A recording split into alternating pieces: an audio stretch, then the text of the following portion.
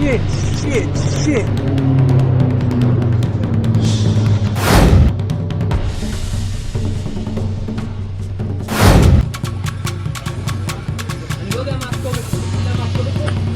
Confederate शारेम 11 एक दिन में 11 से ज्यादा अमेरिकी प्लेन मार गिराए 24 घंटे में। एक दिन कह रहा हूं मैं, यह सबसे बड़ा अब तक का झटका अमेरिका के लिए है।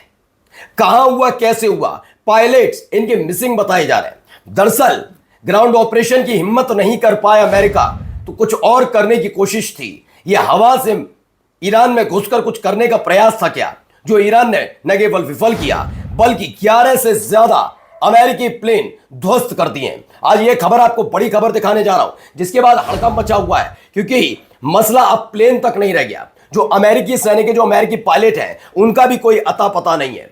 इसके अलावा खबर आपको दिखाऊंगा कि कैसे अलग अलग जगह से आवाजें उठ रही हैं। ईरान के लोग अब सड़क पर उतरने के लिए तैयार बैठे हैं कि अगर ग्राउंड ऑपरेशन की एक भी इंच पर पैर रखा गया, यानी कि ईरान की सरजमी पर, तो बख्शेंगे नहीं। वहीं तेल अवीव में कई बड़े हमले हुए हैं, वो भी देखिए। मतलब 24 घंटे, पिछले जो 24 घंटे हैं वो कैसे भारी पड़े अमेरिका और इजराइल पर। नमस्कार, मैं हूं प्रज्वल गौतम और आप देख रहे हैं the live TV. The live TV, सच सबसे आगे। सबसे पहले भाई बहुत बड़ी खबर है आज की है। ये देखिए, एक दिन में मार गिराए गए इतने प्लेन। पहले ये दावा सुनिए क्या कहा जा रहा है। बिस्मिल्लाहिल कासिमिल जब्बारीन در پاسخ به یاوه‌گویی‌های رئیس جمهور آمریکا و تهدیدهای پی در پی او مبنی بر تخریب پل‌ها، نیروگاه‌ها و زیرساخت‌های برق و انرژی ایران مجدداً هشدار می‌دهیم در صورتی که به این تهدیدها عمل شود، نیروهای مسلح مقتدر ایران اسلامی علاوه بر زیر ضربه بردن تمام دارایی‌های رژیم صهیونیستی و آمریکا در عرصه‌های سوخت، انرژی तो ये दावा है, ईरान ने धमकी दी है कि एक के बाद एक वो इंफ्रास्ट्रक्चर पर अटैक करेगा। और इन सब के पीछे खबर क्या निकल कर आई? खबर है पिछले 24 घंटे में अब तक अमेरिका के कई जो एयरक्राफ्ट है वो मार गिराए गए।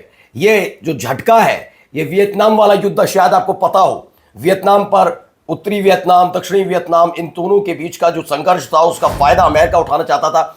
अमेरिका ने वहां सारी हदें पार की थी वियतनाम में, लेकिन वियतनाम ने अमेरिका की, कहा जाए, बैंड बजा कर रख दी थी। कई उनके fighter plane, fighter jet, aircraft मार गिराए थे। लेकिन उससे भी बड़ा झटका यहां पर लगा है।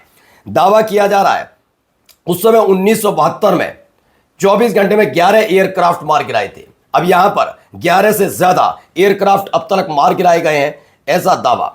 आइए यहां पर भी ये देखिए, ये वीडियो भी निकल कर आई, कंफर्म हुआ है यही वाला प्लेन है। Holy shit, shit, shit.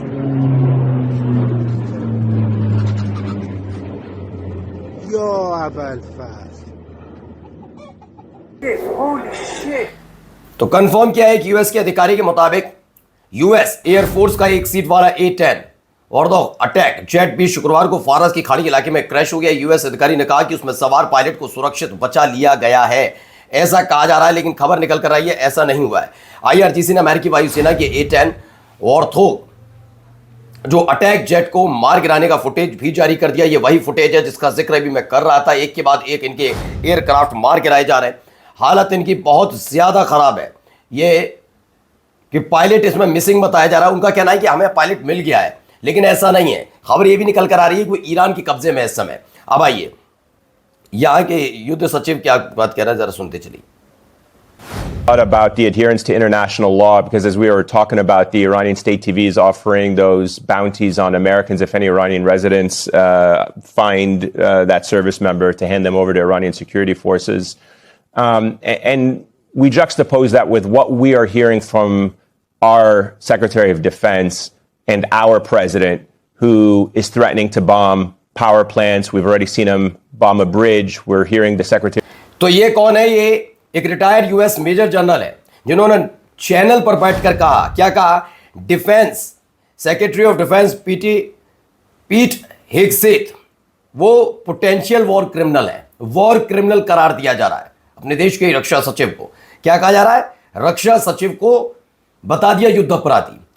युद्ध अपराधी वही बिल्कुल नेतन्याहू वाली स्टाइल में, आपको पता ही है नेतन्याहू अब तरफ वॉर क्रिमिनल घोषित किया जा चुका है, वारंट उसके खिलाफ जारी है। और इन सब के बीच अब अपने ही देश के युद्ध सचिव को बताया जा रहा है कि भाई वो भी युद्ध अपराधी है। आई देखिए, एक कुछ और खबरें भी निकल कर आई, कैसे ईरान ने एक के बाद एक अटैक किया। לא, יש גם בצד השני, תראה. הנה, העשן בביולוגי. तो Iran goes eye for an eye.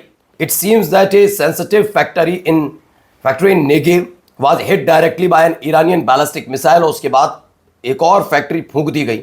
इससे पहले ड्रोन वाली फैक्ट्री वाली आपको मैंने कही कैसे वो फैक्ट्री फूंक दी गई थी जहाँ ड्रोन बन रहे थे। खैर मैं कहता हूं कि इजराइल का ड्रोन कोई आपने सुना भी नहीं होगा कि इजराइल के ड्रोन ने बहुत करिश्मा दिखा दिया, किसी पर कुछ कर दिया। हाँ, गजा के अंदर आप दिखा रहे थे जिनके पास खुद हथियार नहीं थे, हमास के पास, उस पर वो दिखा रहे। और जब हथियार आए हमास के पास तो उसके बाद कैसे दुम दबाकर भागे इजरायली सैनिक, वो बात अलग है। लेकिन कोई बड़ा करिश्मा इसका ड्रोन नहीं कर पाया। लेकिन फिर भी ड्रोन जो फैक्ट्री है जहां बनता था उसको ध्वस्त कर दिया। भी ये देख,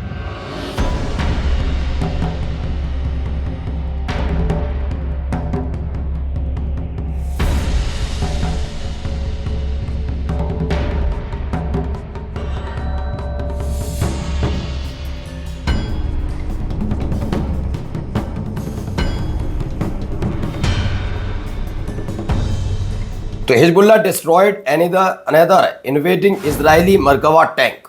एक और मरकवा टैंक फूंक दिया गया, यह भी खबर निकल कर आई। अब आप देखिए तेल अवीव में क्या हो रहा है। तेल अवीव में भीषण तबाही का आलम यही देखने को मिल रहा है। अलग अलग जगह की तस्वीरें हैं, ये देखिए क्या हालत है।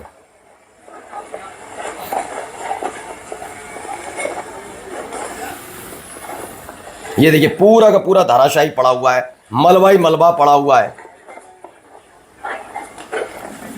एक और वीडियो, ये तेल अवीव में हाल ही में हुए हमले के बाद की तस्वीरें हैं।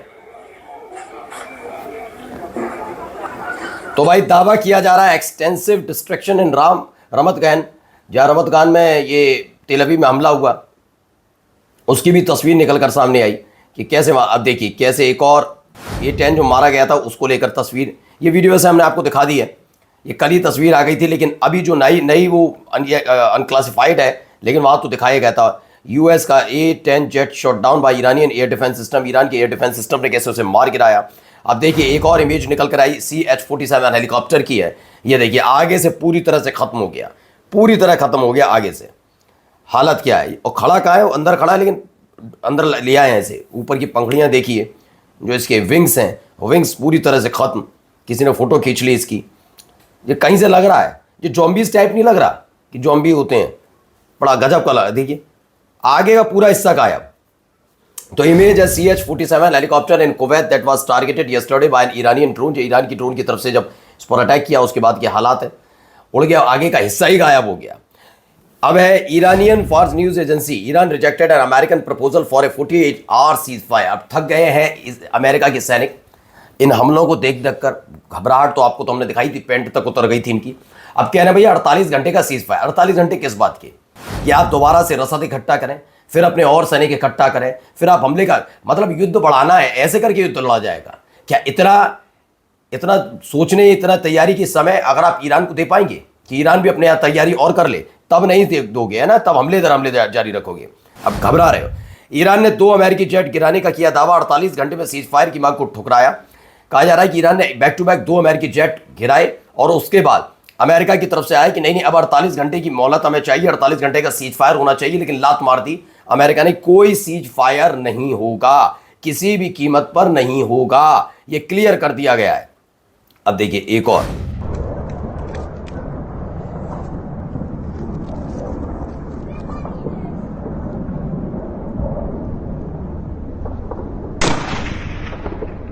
कुछ लोग दिख रहे होंगे हाथ में बंदूक लिए।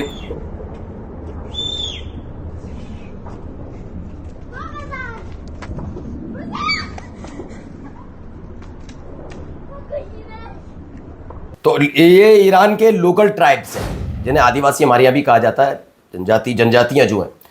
वो अमेरिका का UH-60 ब्लैक हॉक हेलीकॉप्टर है, वो उड़ रहा था ईरान के इसी इलाके में। तभी उसे मार गिराने के लिए बंदूक उठाई और ताबड़तोड़ गोलियां दागनी शुरू की हैं। और जाते जाते जरा देखिए आइडिया वेपन फैक्ट्री का हाल क्या हो गया है। אנחנו באזור הפגיעה כרגע בדרום, באותו מפעל שנמצא כאן מאחוריי. ניתן לראות שכוחות כבאות והצלה לישראל עובדים כרגע במקום. אני יכול לומר כרגע שהאירוע בשליטה ולא נשאר. तो ईरान का supersonic missile jet just destroy, ठीक है ना, एक किसके आईडीएफ वेपन फैक्ट्री पर गिरा और हालात आपके सामने। नमस्कार। द लाइव टीवी, सच सबसे आगे।